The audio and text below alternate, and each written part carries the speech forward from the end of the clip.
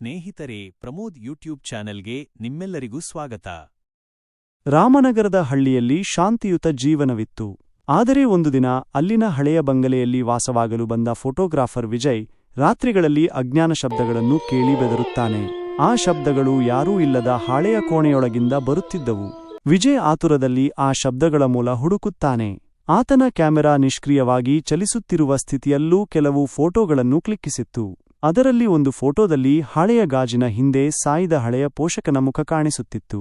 ಆತನೇ ಈ ಮನೆಗೆ ಹಿಂದಿನ ಮಾಲೀಕನಾಗಿ ಗುರುತಿಸಲ್ಪಟ್ಟ ಗೌರಿಶಂಕರ್. ಕಳೆದ 10 ವರ್ಷಗಳಲ್ಲಿ ಈ ಬಂಗಲೆಯಲ್ಲಿ 3 ಜನ ನಾಪತ್ತೆಯಾಗಿದ್ದರು ಎಂಬ ಮಾಹಿತಿ ಪಕ್ಕದ ಹಳ್ಳಿಯ ಮೂಲಗಳಿಂದ ವಿಜಯ್ಗೆ ಲಭ್ಯವಾಯಿತು. ಕೊನೆಗೆ ವಿಜಯ್ ನೆಲದ ಬೀಗದ ದ್ವಾರವನ್ನು ಮುರಿದು ನೋಡಿದಾಗ ಅಡಿಯಲ್ಲಿ ಒಂದು ಗುಪ್ತ ಕೊಠಡಿ ಇತ್ತು.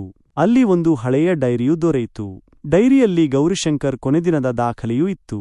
ಅವರು ನನ್ನಿಂದ ನನ್ನ ಕುಟುಂಬವನ್ನ ಕಿತ್ತುಕೊಂಡರು. ನಾನು ಅವರ ಮೇಲೆ ಶಾಪ ಹಾಕಿದ್ದೇನೆ. ಈ ಮನೆಯಲ್ಲಿ ಯಾರು ವಾಸಿಸಿದರೂ ನಾನು ಶಬ್ದವಾಗಿ ಬರುವೆನು. ಅದೇ ದಿನದಿಂದ ವಿಜಯ್ ನಾಪತ್ತೆಯಾಗುತ್ತಾನೆ. ಕ್ಯಾಮೆರಾದಲ್ಲಿ ಉಳಿದಿರುತ್ತೆ ಒಂದೇ ಫೋಟೋ, ವಿಜಯ್ ಭಯಾನಕ ಮುಖದಲ್ಲಿ ಬಂಗಲೆಯ ಕೋಣೆಯಲ್ಲಿ ನಿಂತಿರುವುದು. ಹಿನ್ನೆಲೆಯಲ್ಲಿ ಮತ್ತೆ ಅದೇ ಮುಖ. ವಿಜಯ್ ನಾಪತ್ತೆಯಾಗಿದ್ದ ಬಗ್ಗೆ ಪೊಲೀಸರು ತನಿಖೆ ಪ್ರಾರಂಭಿಸುತ್ತಾರೆ. ಇನ್ಸ್ಪೆಕ್ಟರ್ ರಾಘವ ಈ ಪ್ರಕರಣವನ್ನು ಕೈಗೆತ್ತಿಕೊಂಡು ಬಂಗಲೆಗೆ ಭೇಟಿ ಕೊಡುತ್ತಾನೆ. ಬಂಗಲೆಯ ದ್ವಾರ ಮುಚ್ಚಿರುತ್ತದೆ, ಆದರೆ ಒಳಗೆ ಪ್ರವೇಶಿಸಿದಾಗ ಎಲ್ಲವೂ ಇತ್ತೀಚೆಗೆ ಬಳಕೆ ಮಾಡಿದಂತೆ ತೋರುತ್ತದೆ. ವಿಜಯ್ನ ಕ್ಯಾಮೆರಾ, ಲ್ಯಾಪ್ಟಾಪ್, ಬ್ಯಾಗ್ ಎಲ್ಲವೂ ಅಲ್ಲೇ ಇರುತ್ತವೆ. ರಾಘವ ಅವರು ಫೋಟೋಗಳ ಮೂಲಕ ತನಿಖೆ ಪ್ರಾರಂಭಿಸುತ್ತಾರೆ. ಒಂದು ಫೋಟೋದಲ್ಲಿ ಗೋಚರಿಸುವ ಶಾರ್ಟ್ ಹ್ಯಾಂಡ್ ಇನಿಷಿಯಲ್ಸ್ RSಗೆ ಲಿಂಕ್ ಅವರ ಗಮನ ಸೆಳೆಯುತ್ತದೆ. ಅವರು ಬಂಗಲೆಯ ಹಿಂದಿನ ದಾಖಲೆಗಳ ಪರಿಶೀಲನೆ ಮಾಡಿದಾಗ ಬಹಿರಂಗವಾಗುತ್ತದೆ.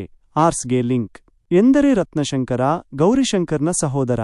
ಆದರೆ ರತ್ನಶಂಕರ ಸಾವನ್ನಪ್ಪಿದ್ದನ್ನು 10 ವರ್ಷಗಳ ಹಿಂದೆ ದಾಖಲೆ ಮಾಡಿಕೊಂಡಿದ್ದಾರೆ. ಇದು ಹೇಗೆ ಸಾಧ್ಯ? ರಾಘವ ತೀವ್ರ ಗೊಂದಲಕ್ಕೆ ಸಿಲುಕುತ್ತಾನೆ. ಒಂದು ರಾತ್ರಿ ತನಿಖೆಯ ಮಧ್ಯೆ ರಾಘವ ಬಂಗಲೆಯೊಳಗೆ ಉಳಿಯಲು ನಿರ್ಧರಿಸುತ್ತಾನೆ. ಮಧ್ಯರಾತ್ರಿ 3 ಗಂಟೆಗೆ ಪುನಃ ಆ ಶಬ್ದಗಳು ಶುರುವಾಗುತ್ತವೆ. ಬೀಗಗಳ ಚಪ್ಪಳ, ಹಸಿವಿನಿಂದ ಕೂಗುವ ಧ್ವನಿಗಳು ಮತ್ತು ಅಸ್ಪಷ್ಟ ನಡಿಗೆಗಳು.